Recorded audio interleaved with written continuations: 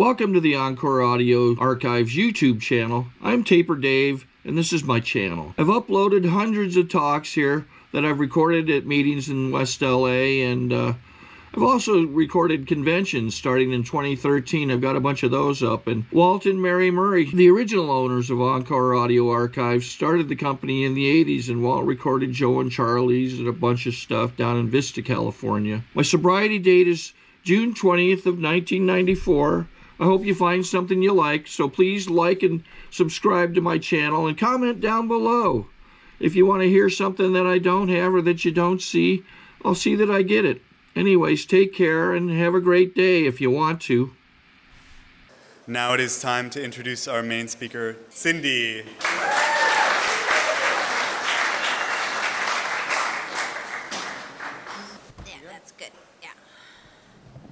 Hi, my name is Cindy Coleman, and I'm an alcoholic. I want to thank my crippled committee people for helping me get up here.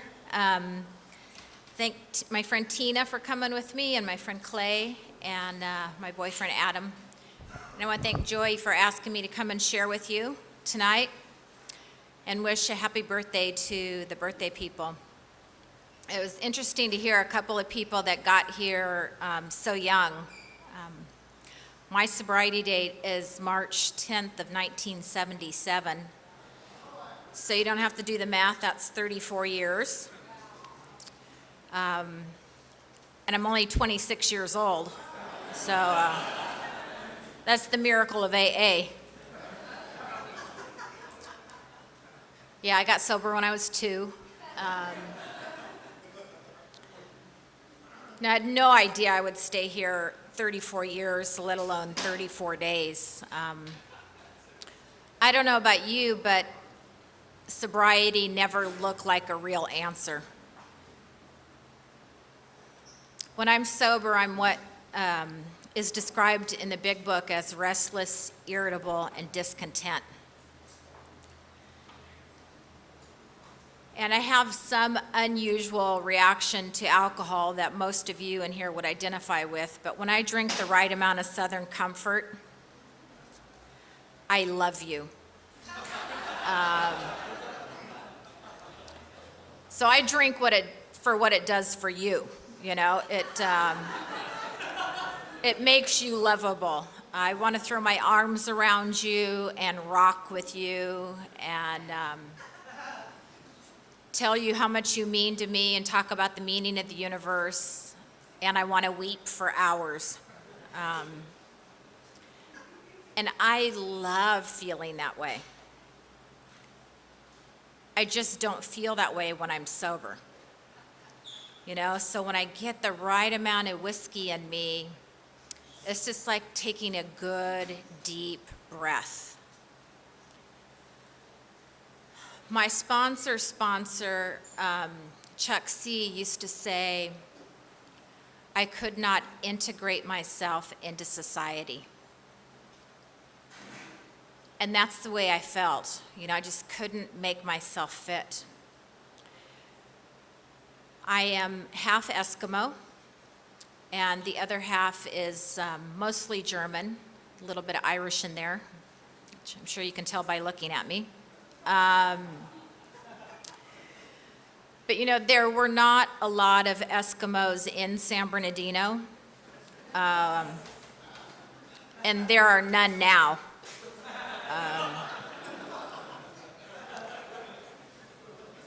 It's a horrible, ugly place, and it was awful growing up there. I knew I was an Eskimo princess that got on an ice floe that was just kicked out a little too far from shore, you know? And I hated that place, and it was horrible then, and it was smoggy. I mean, we had to watch TV all the time for first stage smog alerts, and your lungs hurt when you walk to school. It was just awful. When I was growing up, my dad was a probation officer, and he handled drunk drivers as his caseload. And he decided one afternoon that he should go to an AA meeting because he was sending all of his clients there. And he's been sober ever since. My mom left before I was 3 years old, and she went back to Alaska, where she lives now. So I grew up with my dad and my two full brothers. And my dad, he's German, and he's got the fairest skin you ever saw. And he's got very light blue eyes, kind of looks like Paul Newman. And I was not aware of the fact that I looked different than him until I went to school. And at school, the kids would make fun of me. They'd call me, a Jap and a chink and, all these just horrible names. And I grew to hate the way that I looked. And I hate that my eyes were slanted. And I'd come home from school and I'd sit on the edge of my bed and try to stretch them out, so they'd become round. And it worked. But I started smoking dope. And they just...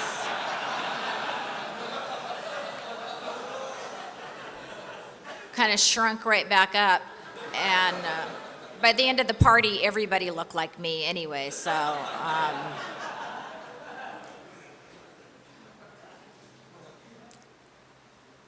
When I came to AA, I knew nobody could possibly hate me more than I did. Had so much self-hatred, and I drank with my brothers, and they're both sober now, and they need to be. But oh my God, we just got in so much trouble. I love seeing the families come here and give cakes to people because, I didn't have this big life when I was drinking. I had a very small world, and my drinking just affected a small number of people. But I'll tell you, what I did was I broke my dad's heart over and over and over again. Dr. Silkworth describes this in the big book. He says, people like you are too heartbreaking. And that's the kind of drinker I am.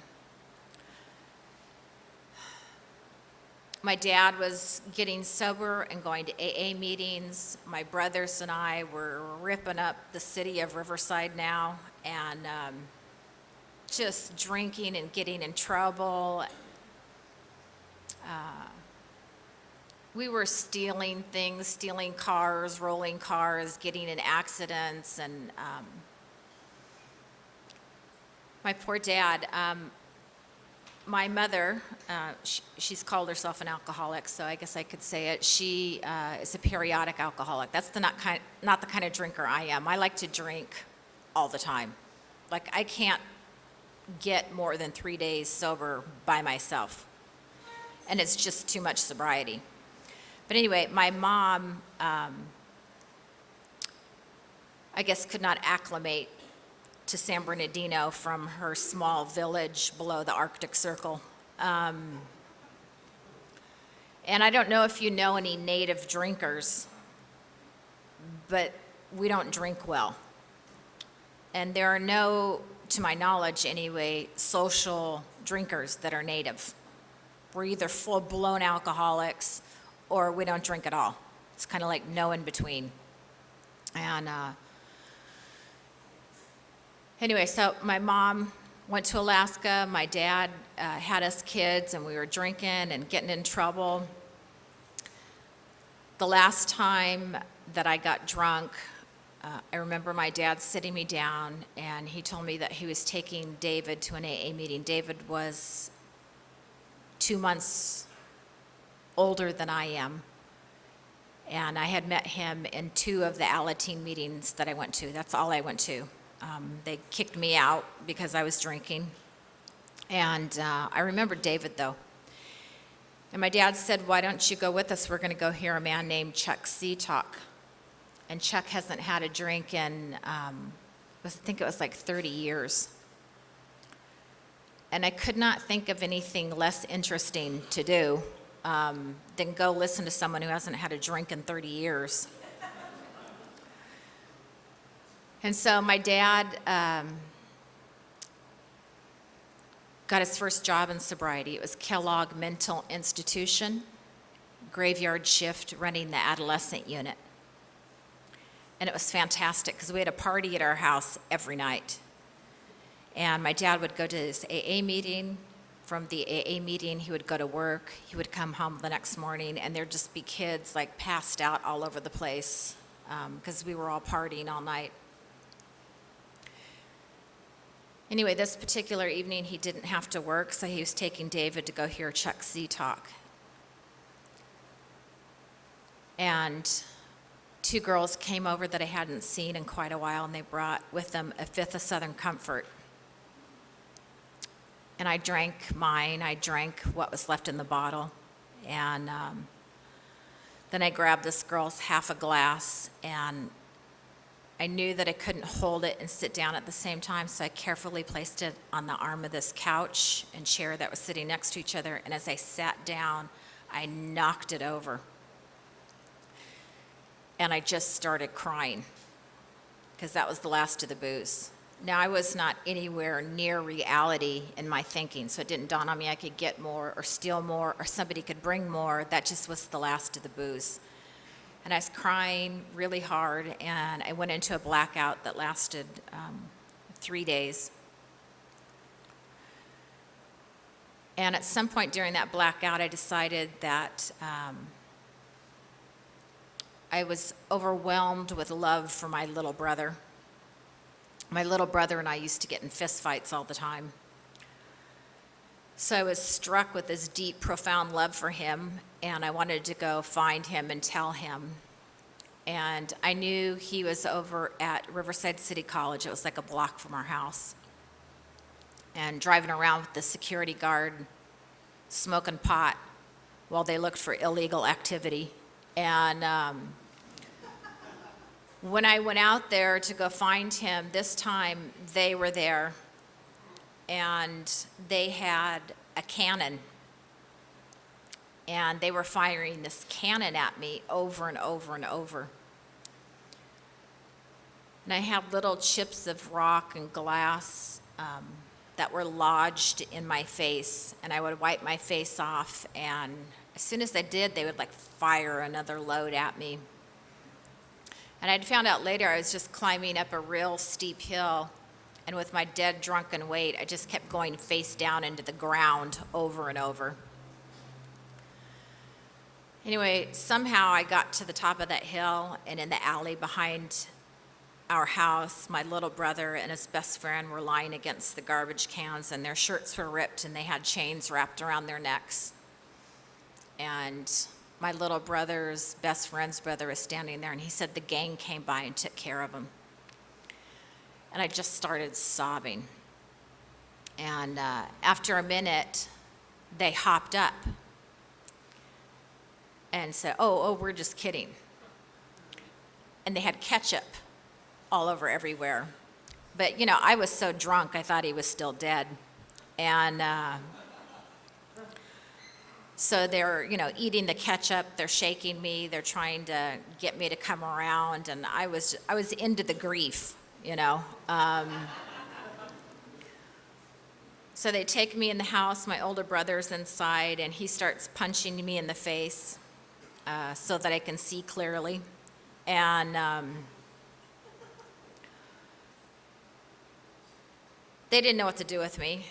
So I was thrown up. I threw up almost every time I drank. I have any number of humiliating experiences that are enough to keep normal drinkers from ever drinking that much.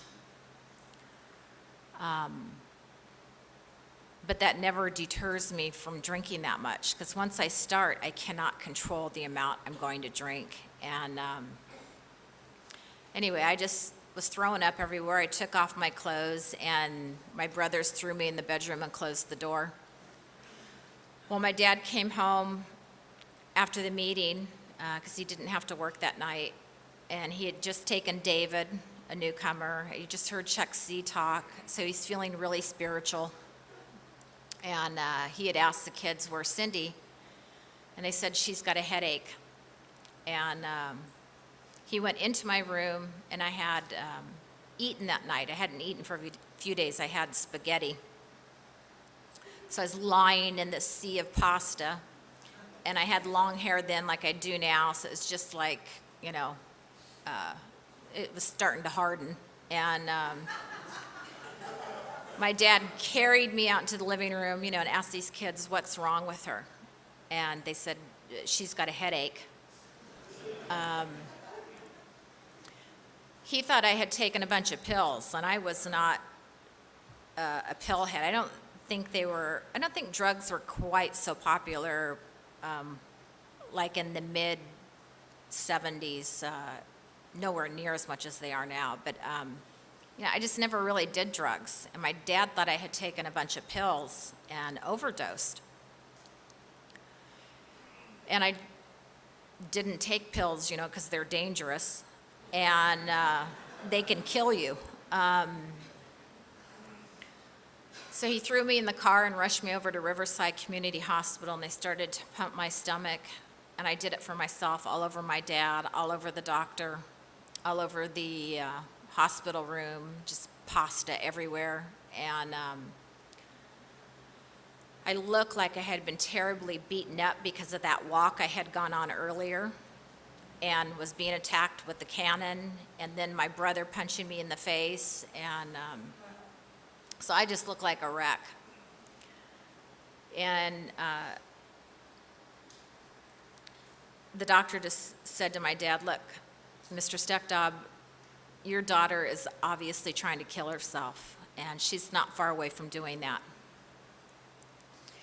We're going to put a 72-hour hold on her, and then we're going to send her over to Kellogg Mental Institution. They've got a great adolescent unit there." And my dad said, "I know, I run it." And he brought me home. A couple days later, I came out of that blackout for the last time, and I was being shoved into the back of the Chevy Nova and being driven from Riverside to Pomona to the Triangle Club for my first meeting. And I sat in the back of that meeting, and I was shaking and sweating and vomiting. And I don't remember anything that was said. I got sober 2 months before my 16th birthday. And there were not a lot of young people at that time in AA. And there were some people that weren't particularly thrilled about my being there. But my dad said, I was 15 going on 93, because I was just old and tired and beaten up. And I stayed active in AA, but didn't really get into the recovery portion for a good chunk of time in AA. And I don't think it was so much out of rebellion. I think it just didn't sink in or something. I'm not sure what it was in retrospect, but going to a lot of meetings saved my life, and it kept me here long enough so that I could find the message of Alcoholics Anonymous. I was really relatively surrendered for about the first 6 months of my sobriety, maybe 9 months. And then my ego woke up and didn't give me peace for a lot of years in AA. I had 9 sponsors in my first 2 years of sobriety. On sponsor number 10, I don't know what the difference was, but I'm halfway? Thank you. Well, that was good timing. I just got sober. I started using her, and I had her for 2 years, and she changed my life. She said, you're like me. You're the kind of person that leaves 5 minutes before the miracle happens. And she said, what I want you to do is I want you to unpack your stuff where you're staying. And I said, well, I don't know. I don't want to take up that much room. And she said, how much stuff do you have? I said, I've got a whole box full. And she said, well, I don't think Janet will mind. Why don't you just go ahead and unpack it? And that way, next time you feel like leaving town, it'll take you 5 minutes to pack your stuff up. And maybe in that 5 minutes, you will have already established the habit of calling me, and you'll make a call before you take off. And my relationship with this woman just started to change my life. But at 2 years sober, I was just obnoxious and hostile and angry, prime relationship material. So I started glancing at him from across the room. And the second his girlfriend went to Hawaii, I made my move. And she was an Al-Anon, so I figured she could just release him. And we broke up and got back together about 18 times for the group, you know, give them something to talk about at coffee. And anyway, he was sober, I guess, about 6.5 years, and he went out and drank.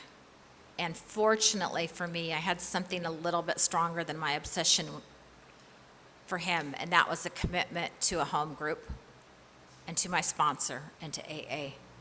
And I think that saved me. He was gone out of AA for about a year, and he started coming back to the rooms, and we started glancing at each other from across the room, and I got pregnant.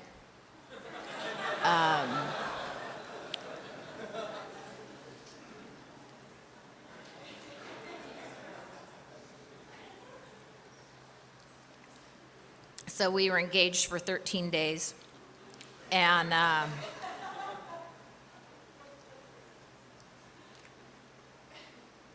you know, I had always hated children, and I would hear them cry in restaurants, and I would think, oh, God, why don't they just smack that thing? And I was real nervous as to what kind of mother I would become, and so was everybody who knew me. But an odd thing happened. What I just fell in love with this baby inside of me. I could not wait to meet him. You know, was so deep in love. And on September 24th in 1986, you know, Daniel was born. And when Daniel was born, you know, he came out, he was screaming his head off. And the first thought that crossed my mind was, let me hold him so I can make him feel better. And I'd never felt that way about anything in my entire life. And he's such a fantastic human being. So he's 25, and I have a 3-year-old granddaughter. And one of my friends was like, oh my God, don't you hate being called grandma? I'm like, oh, it's the best word in the world, you know? I just love it. Anyway, John stayed sober, I guess, for about a year. When Daniel was a year old, he went back out, and he never stayed sober again after that. He could never put any time together, 30 days and 60 days and 30 days and 90 days. And in 1997, he choked on his vomit during an overdose and died. And it was 2 weeks before our son's 11th birthday. And I don't think that I wanted AA any more than he did. I don't think I loved our son any more than he did. I don't know what it is that makes one person sober and someone else not sober. We get theories sometimes about what keeps somebody sober.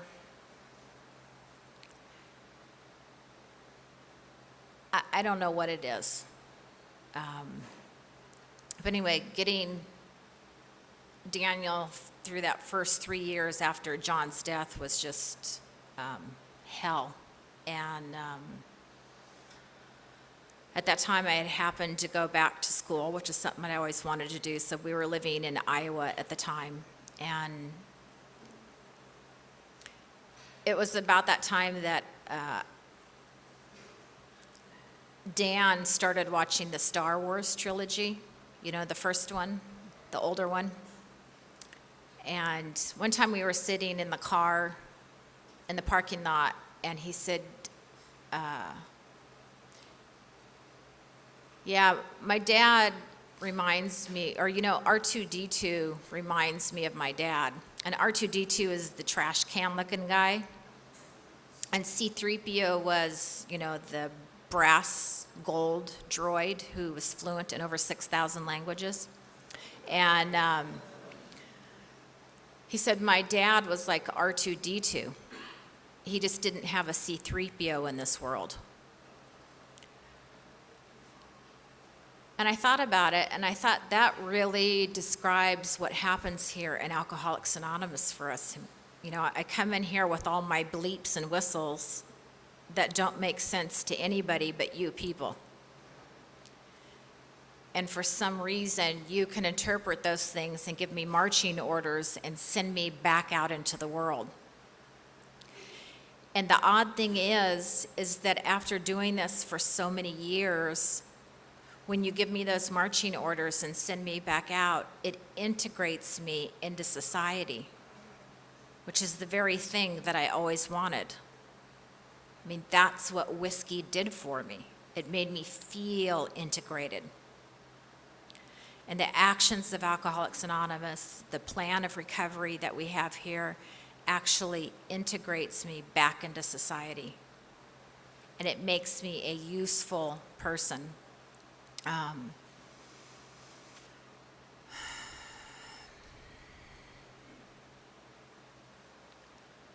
The last few years I've had just terrible health problems, and I don't really talk about them a lot, but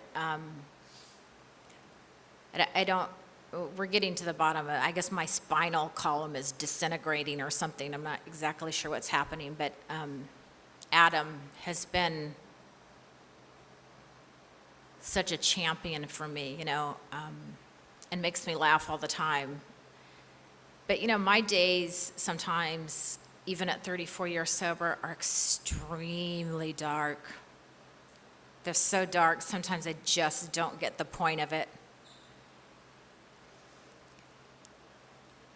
And even today, I haven't wanted to kill myself for about 7 hours, I guess. But even in talking to somebody else, and I was talking to one of my girlfriends on the phone today, it's like all I have to do is Friday. When I think about the whole rest of my life and what it might entail and what might happen, I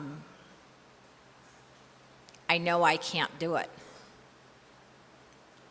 But I know Friday I'm supposed to be over here because Joey invited me here, and that's what I'm supposed to do. Is just live it a day at a time. When my sponsor, number 10, moved away, I got Clancy to be my sponsor, and Clancy has been my sponsor for more than 30 years. Which when I say that out loud, it sounds so crazy to have a relationship that long, but he's been my sponsor for more than 30 years. And it was so crazy when he first started sponsoring me.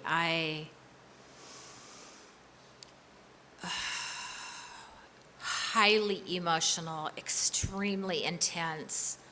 I told you my mother went out of my life before I was 3, so I have no conscious recollection of her. And I met her when I was 1 year sober. Because my dad was sober in AA and he works the AA program, he made amends to her. And she came back into our lives. And I completely mishandled it at a year sober.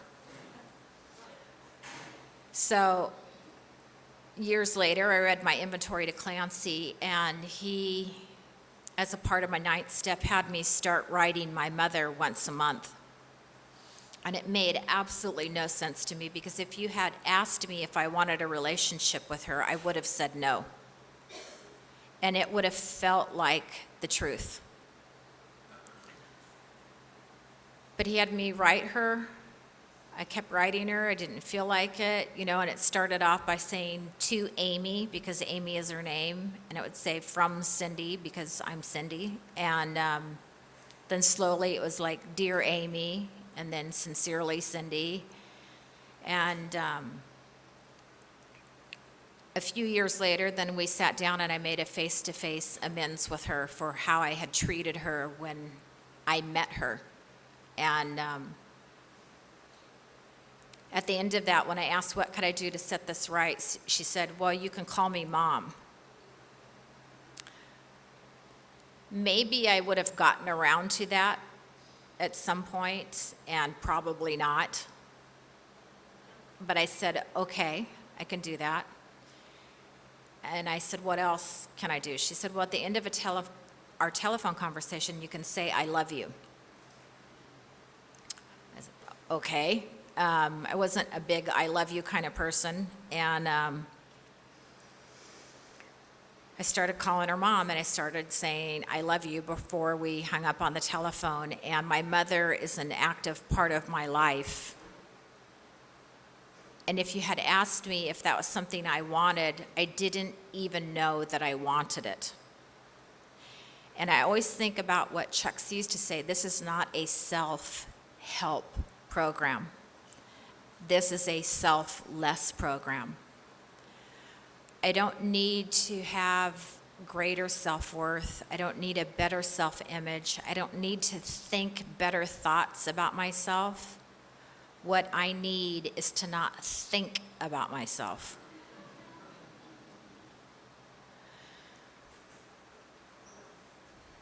And our book talks about it, that we cannot differentiate the true from the false.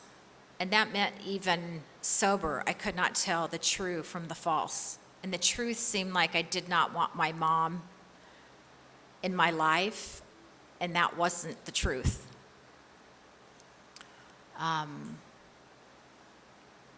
When I got done reading my inventory to Clancy, he said, you remind me so much of myself. You care so much that you don't care. And I said, no, sir, I really don't care. And that's what it felt like. That felt like the truth. I don't care. But the truth is I care so much, I can't stand it. I can't stand how much I care about things. I can't stand how deeply I care about things. And I definitely think I'm much more surrendered to that now than I ever have been.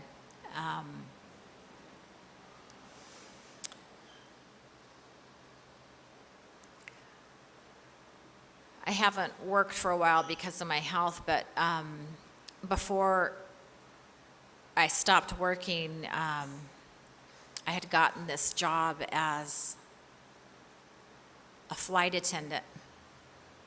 I don't think I can say the company name, but we flew to Alaska a lot.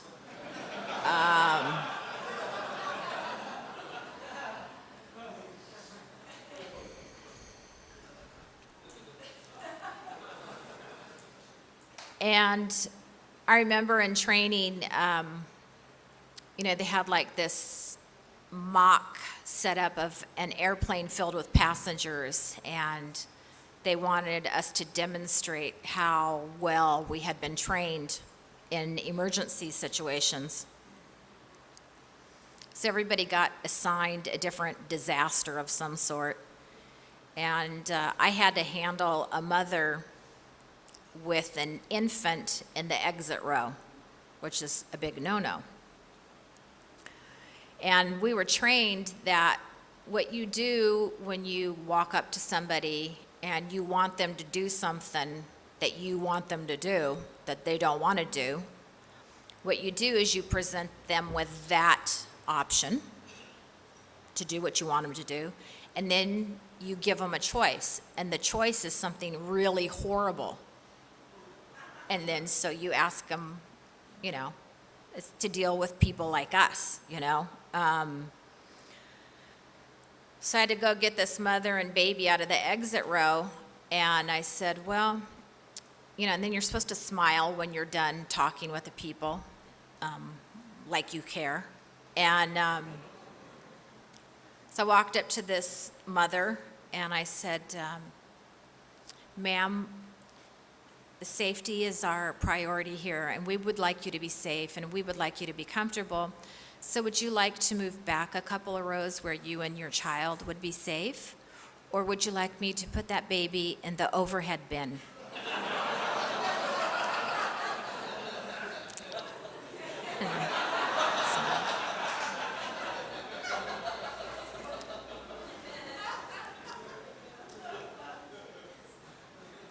Thank you. For some reason, they hired me. And it was great. I got to go back to the village where my mom grew up. And there's about 700 people in that village now, with about 200 teeth. And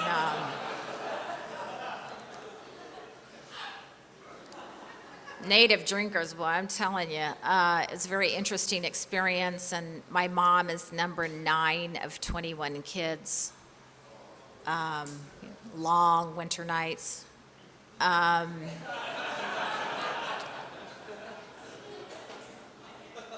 But when I went to the village, Unalakleet, I got to meet my Uncle Fred, and he was just fantastic, because that whole way of living, and I always thought because I was a half-breed, the whole problem was I was not supposed to be in San Bernardino, which really nobody should be. But I just don't fit in with all these white people. That's the problem. And I thought I needed to go back to my native roots, But I've read so many books about my culture, and they always say, Eskimos are the happiest people on the planet. And, a few of them explained why that is, because you have to be where you are. We have like over 50 words for snow, because the kind of snow it is, your life depends upon knowing what kind it is. So, and up there in the village, feeling is not fact. They have a very distinct separation.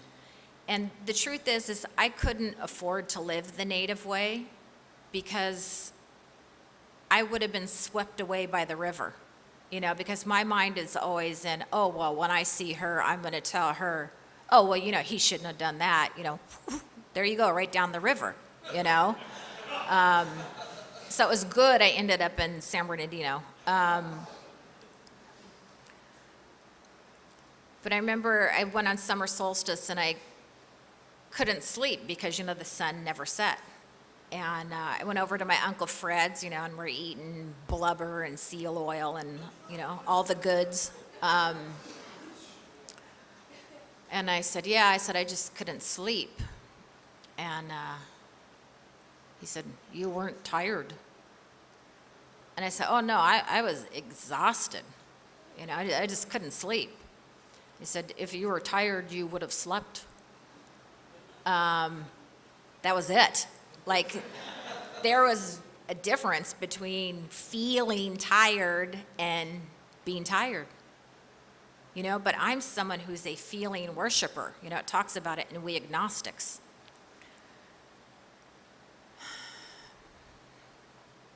And I have to wrap it all up. If you're new, it doesn't even matter what I said. New people you don't remember any of it anyway. It's like when you're new, you see white lights blinking over people's heads.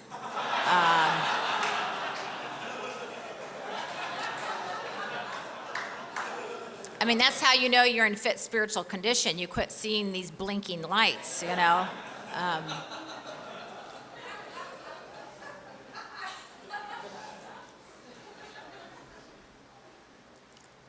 The actions in Alcoholics Anonymous, my sponsor, sponsoring people, I have a core of intimate, loving, fantastic relationships.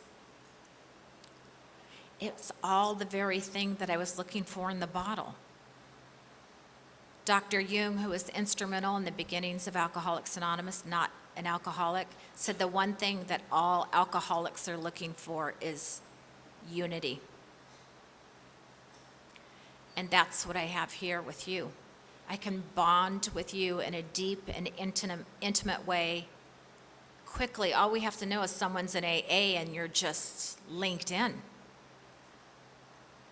So if you're new, just come back, get a sponsor, get a home group, and thank you so much for having me here tonight.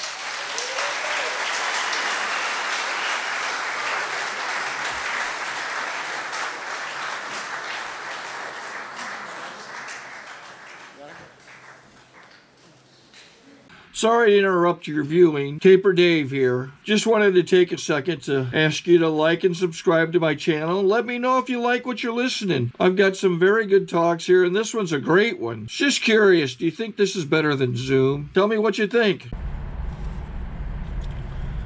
Okay, this is how I prepare my drone for launching. I like to do it inside the cab of my truck so I'm not standing outside in the weather. To install the joysticks for control, up and down, right and left, powered on. I have an Android phone that I use to connect it to the drone with. And it's actually controlled through the iPhone, through an app. Oops, wrong way. It's actually controlled through the iPhone, or through this Android phone, through the app. It's actually controlled through the Android phone, through an app, and you connect it through this short connection right here.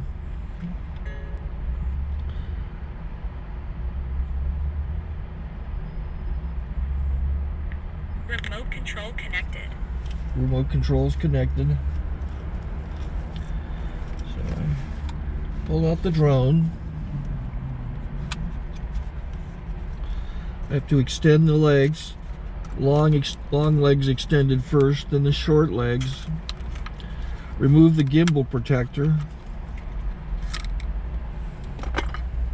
Set that aside, then power it on one short burst, then one long burst. I lay it down. So I have to go to calibrate. So the drone's not connected yet. It shows you here as this drone gets disconnected, even though the remote's powered on. So the drone has to establish it's connected. So I go into the app to calibration mode. First I'll calibrate the remote controller. Start calibration. Out, in, oop, out, in, up, down, and then this little wheel is to control the gimbal. So it's calibrated. Go to gimbal calibration, start calibration, and then it calibrates the gimbal. I don't know if that shows up. The gimbal's moving all over the place. Changes, you can see it on the video. And I'm calibrated to take off. It's acquired 7 satellites at the moment. There are 26 satellites up in the sky, which it has to acquire before you can take off. So it's connected. It's got enough satellites. This is white. I can go to press this little arrow button, swipe right to take off, and it would start the motors if I slid this to the right, but I'll wait till I get outside. Don't want to do it inside.